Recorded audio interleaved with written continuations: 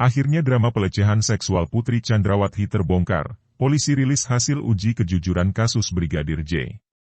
Suara Bandungbarat.id, berbagai upaya telah dilakukan oleh pihak kepolisian dan sejumlah pihak terkait untuk membongkar dan menyelidiki kasus tewasnya Brigadir J di rumah ex-Kadif Propam Irjen Pol Verdi Sambo.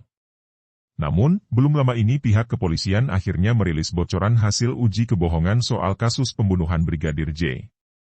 Uji kejujuran itu dilakukan kepada Putri Chandrawati dan juga asisten rumah tangga, Art, bernama Susi, terkait dengan kasus pembunuhan Brigadir J.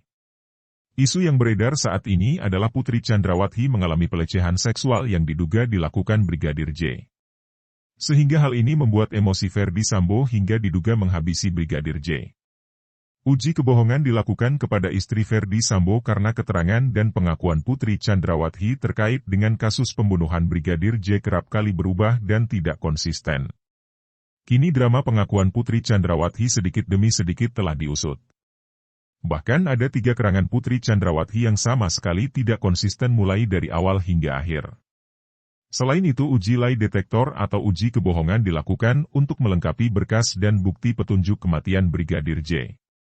Uji kebohongan ini juga dilakukan kepada Art Verdi Sambo yakni Susi. Uji kebohongan digelar untuk mendapatkan keterangan dan fakta sebenarnya tentang peristiwa yang terjadi di Magelang, di mana pada saat itu Susi juga ada di rumah Verdi Sambo. Kadif Humas Polri Irjen Pol Dedi Prasetyo mengatakan pihaknya telah berhasil merampungkan hasil uji kebohongan terhadap Putri Chandrawati dan Susi. Jenderal Bintang 2 itu menyebut bahwa uji kebohongan yang dilakukan terhadap Putri Chandrawati dan Susi memiliki hasil yang sama. Dia menjelaskan pemeriksaan dengan lie detektor itu dilakukan untuk menjunjung pro justitia atau demi keadilan. Namun demikian, Dedi enggan menjelaskan secara rinci hasil pemeriksaan tersebut lantaran merupakan materi penyidik. Hasil lie detektor atau poligraf yang sudah dilakukan terhadap saudari PC dan juga saudari S adalah sama. Setelah saya berkomunikasi dengan Puslap 4 dan operator poligraf hasil lie detektor itu adalah pro justitia, ujar Dedi. Dedi mengungkapkan bahwa hasil uji kebohongan adalah konstruksi penyidik. Itu juga konstruknya penyidik. Kenapa saya bisa sampaikan pro justitia? Setelah saya tanyakan taunya ada persyaratan, sama dengan Ikatan Dokter Forensik Indonesia. Untuk poligraf itu juga ada ikatan secara universal di dunia, pusatnya di Amerika, ujarnya. Dia juga memastikan alat lie detektor milik Puslap 4 Polri sudah terverifikasi, sehingga bisa dipastikan pemeriksaan terhadap Putri Chandrawati dan Susi memiliki tingkat akurasi yang tinggi. Alat poligraf yang digunakan oleh Lab 4 kita ini semuanya sudah terverifikasi dan juga sudah terverifikasi baik ISO maupun dari Perhimpunan Poligraf Dunia, tutur Dedi, dikutip. Selain Putri Chandrawati dan Susi, uji kebohongan juga dilakukan terhadap para tersangka lainnya dalam pembunuhan Brigadir J, seperti Baradae, Kuat Maruf, Bribka RR, serta Verdi Sambo. Sebelumnya, Putri Chandrawati diketahui telah memberikan 3 keterangan yang berbeda terkait motif di balik pembunuhan Brigadir J. Dalam keterangannya yang pertama, istri Verdi Sambo tersebut mengaku dilecehkan oleh Brigadir J. Tetapi pada wawancara yang kedua, Putri Chandrawati kembali mengubah keterangannya. Putri Chandrawati mengaku Brigadir J tiba-tiba masuk ke kamar dan melucuti pakaiannya ketika berada di Magelang, Jawa Tengah. Sementara dalam keterangan yang ketiga, Putri Chandrawati mengungkapkan adanya kontak fisik antara dirinya dengan Brigadir J di kamar. Psikolog forensik Reza Indragiri Amriel menjelaskan bahwa jika benar Putri Chandrawati adalah korban pelecehan seksual, maka dia memang berhak mendapatkan restitusi dan kompensasi. Sesuai dengan peraturan yang berlaku, restitusi dan kompensasi dapat diberikan kepada korban jika pelaku pelecehan seksual divonis bersalah.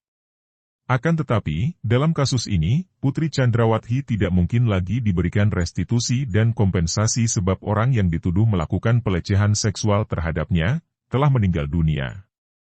Jadi sebenarnya sudah tidak ada manfaat lagi yang akan diperolehnya, meski kerap menyanyikan lagu yang sama tentang pelecehan seksual. Kalau memang PC ini korban kekerasan seksual, maka menurut peraturan, dia ini berhak untuk mendapatkan restitusi dan kompensasi. Tapi ada syaratnya. Restitusi dan kompensasi mensyaratkan bahwa pelaku divonis bersalah, ucap Reza Indragiri. Dijelaskan bahwa karena mendiang Brigadir J sudah tidak ada, maka praktis tidak akan ada persidangan. Jika persidangan tidak ada, maka praktis tidak akan ada juga orang yang bisa divonis bersalah. Dan apabila tidak ada orang yang divonis bersalah, maka niscaya tidak akan ada restitusi dan kompensasi. Jadi apa pula manfaatnya bagi PC mengutarakan atau mengangkat kembali narasi itu, dengan memakai Komnas HAM dan Komnas Perempuan, sebagai perpanjangan lidahnya, imbuhnya.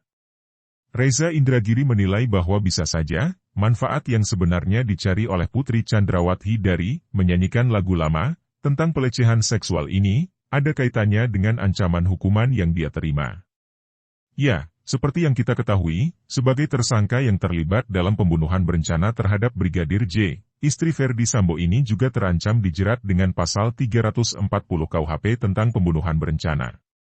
Di mana ancaman maksimal dari hukuman dalam pasal tersebut adalah hukuman mati, atau sekurang-kurangnya seumur hidup, atau maksimal 20 tahun penjara. Saya berpikir, oh ini ada manfaatnya bagi PC. PC ini kan terancam hukuman mati, ya. Pasal 340 hukuman mati, atau hukuman seumur hidup, atau hukuman 20 tahun penjara. Tidak ada lagi jalan untuk berkelit, kecuali dengan satu siasat saja. Mengklaim bahwa, saya, Putri Chandrawati, adalah korban, ungkap Reza Indragiri. Menurutnya, hal ini sama saja dengan mengatakan kepada publik, bahwa tindakan mereka membunuh Brigadir J dan merancang skenario pembunuhan berencana. Tak lain dan tak bukan karena berawal dari peristiwa yang menjadikan dia, Putri Chandrawati, sebagai korban. Jadi anggaplah ada kejahatan yang sudah kami lakukan, yaitu pembunuhan berencana.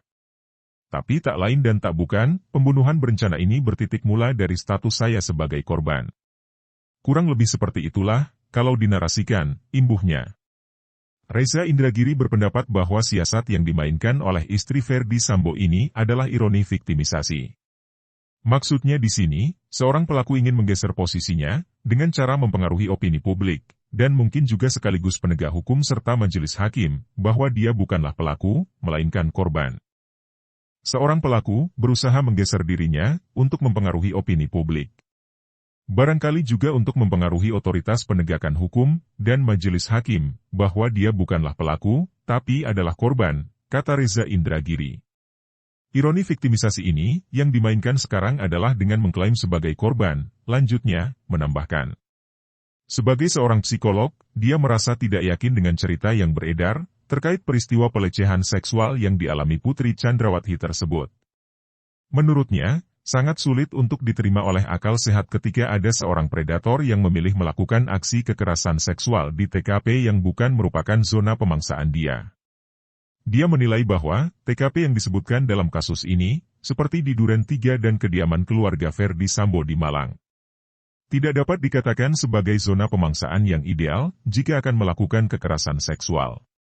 Sebab sudah tentu lokasi tersebut tidak dikuasai dengan baik oleh terduga pelaku kekerasan seksual, dalam hal ini Brigadir J, dan apalagi itu merupakan rumah dari atasannya sendiri.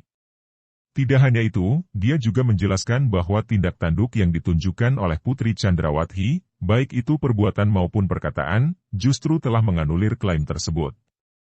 Sebagai contoh ketika dia pertama kali menunjukkan diri di depan Makobrimob, untuk mengunjungi suaminya yang tengah ditahan. Menurut Reza Indragiri, jika mengacu pada Undang-Undang TPKS, tindak pidana kekerasan seksual, sudah sangat jelas disampaikan bahwa seorang korban harus ditutupi identitasnya, harus dirahasiakan.